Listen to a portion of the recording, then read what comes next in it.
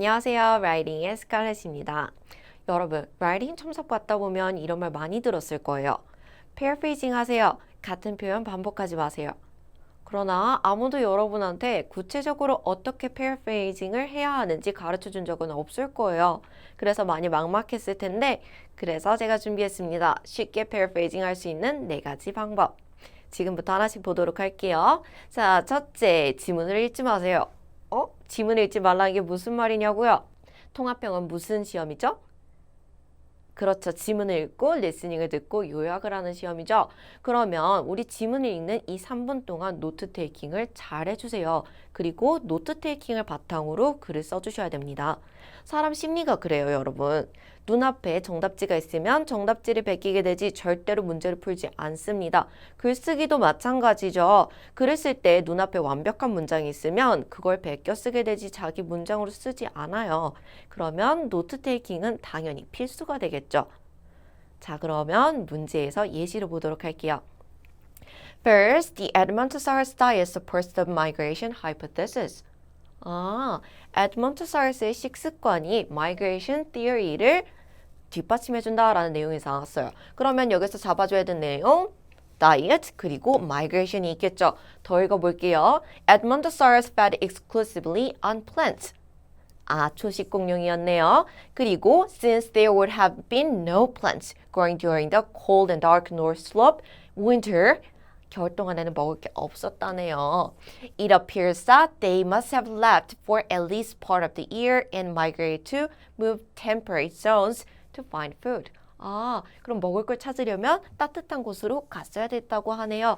그러면 지금 우리가 노트 테이킹을 diet, migration, plant, no plant, 그리고 to find food까지 잡아줬어요. 이걸 바탕으로 문장을 써볼게요. First, the fact that Edmontosaurus were plant eaters support the migration theory. 얘네가 초식 동물이었다라는 사실이요. migration theory를 뒷받침해준다라고 썼어요. 그 다음, because there would have been nothing to feed on during the cold winter. 겨울 동안 먹을 게 없었다라는 내용까지 잡아줬죠. 이어서, they must have needed to migrate to forage. 먹이를 찾아서 떠날 필요가 있었다. 어때요? 노트 테이킹에서 필요한 내용만 잡아가지고 문장을 쓰니까 아주 다른 형태로 바뀌게 되죠. 네, 그러면 두 번째 팁으로 넘어가도록 하겠습니다. 여러분, 두 번째는요. 문장의 중심을 바꿔주는 거예요. 문장의 중심을 바꾼다라는 게 무슨 말이냐고요? 구조를 뒤집어주는 거예요. 대표적인 예시로는 태를 바꾸는 것이 있습니다. 능동태에서 수동태로 바꾼다라던가 아니면 수동태에서 능동태로 바꾸는 거죠. 대표적인 예시로는 삼형식 문장이 있겠습니다. 삼형식 문장에서 우리 목적어는 누구 자리에 들어가죠? 네, 수동태의 주어 자리에 들어가게 되겠죠. 그리고 동사는 BPP 형태로 바뀌며 주어는 by D로 빠지게 됩니다. 그래서 이런 형태가 될 텐데요. 이걸 예문으로 한번 보도록 할게요. Archaeologists unearthed many artifacts라는 문장이 있어요. 그럼 수동태로 바꾼다라고 했을 때 EI가 주어가 되겠고 얘는 BPP의 형태로 바뀌면 얘는 by D로 빠지게 되겠죠. 그래서 문장의 구조가 싹 바뀌어요. Many artifacts were unearthed by archaeologists 라는 구조가 됩니다. 자, 그런데 문장의 중심을 바꾸면서 구조를 뒤집는다라는 거 이게 과연 하나만 있을까요? 아닙니다. 비교 대상을 바꿔주는 것도 있어요. 비교 대상을 바꾼다. 자, 볼게요. A가 B보다 어떠어떠하다라는 문장이 있어요. 자, 그러면 얘네 둘의 관계를 바꿔주는 것이 우리가 해야 할 일입니다. 그러면 의미가 바뀌지 않게 얘네의 구조를 바꾸려면 어떻게 해야 될까요? 여기에 들어가는 형용사와 부사를 바꿔줘야 되겠죠. 반이어를 넣어줄 거예요. 예문에서 볼게요. She is faster than him 이라는 문장이 있습니다. 그럼 이 아이가 A에 해당이 되고요. 이 아이는 B에 해당이 되겠죠. 그래서 A가 B보다 빠르다라는 형태예요.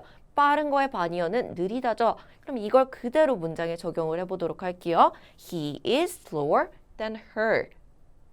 구조 바뀌었죠? 신기하죠? 네, 이런 식으로 해서 문장 구조를 뒤집는 방법이 있습니다. 자, 그럼 세 번째 팁으로 넘어가 보도록 할게요. 세 번째 팁은요. 단어를 변형하는 거예요. 여러분, 단어를 변형하라는 것은요. 절대로 새로운 단어를 만들어내라는 것은 아니고요. 동의어, 반의어, 그리고 품사를 바꿔달라는 얘기가 됩니다. 자, 이거는 살짝 긴가민가 할 테니 예문으로 바로 넘어가서 볼게요. The environment of the area was inhospitable when it experienced several months of cold weather. 의미를 보도록 하겠습니다. 자, of the area 무슨 뜻이죠? 그 지역에 라는 뜻이 되죠. 그러면 이때 생각나는 단어 뭐가 있어요? local이라는 단어가 있죠. 그 다음에 inhospitable. 살 수 없대요. 거주할 수 없다. 다른 형용사 뭐가 있죠? 네, uninhabitable. 이라는 동의어가 있죠. 그 다음에 when it experienced several months of cold weather. 한마디로 겨울 동안이라는 얘기죠. 그러면 그냥 단순하게 우리 이 부분은 뭐라고 얘기하면 될까요? during the winter time이라고 하면 되겠죠. 그래서 문장으로 바꾸니 the local environment was uninhabitable during the winter time 이라고 해주면 되겠죠. 정말 간단하죠? 네, 마지막 네 번째 팁으로 넘어갈게요. 여러분, 문제를 잘 읽어주세요. 아니, paraphrasing의 팁이라더니 문제를 잘 읽으라는 게 무슨 말일까? 이 부분 조금 또 의아할 텐데요.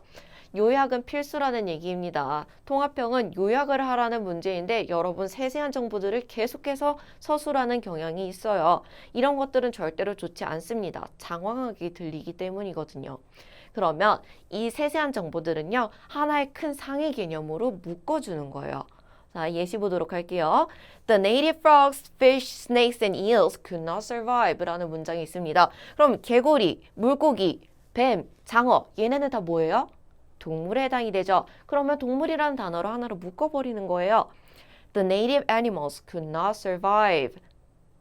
간단해졌죠? 네, 요약은 필수입니다. 이런 방법을 통해서 여러분이 paraphrasing을 할 수 있는데요. 통합형뿐만이 아니라 독립형에서도 굉장히 중요한 역할을 차지하는 paraphrasing. 여러분이 토플에서 고득점을 받으려면 꾸준한 연습이 필요합니다. 이 외에도 물론 많은 다른 방법들이 있어요. 그리고 그것들은 우리 강의실에서 보도록 하고요. 지금까지 종로 토플의 스칼렛이었습니다.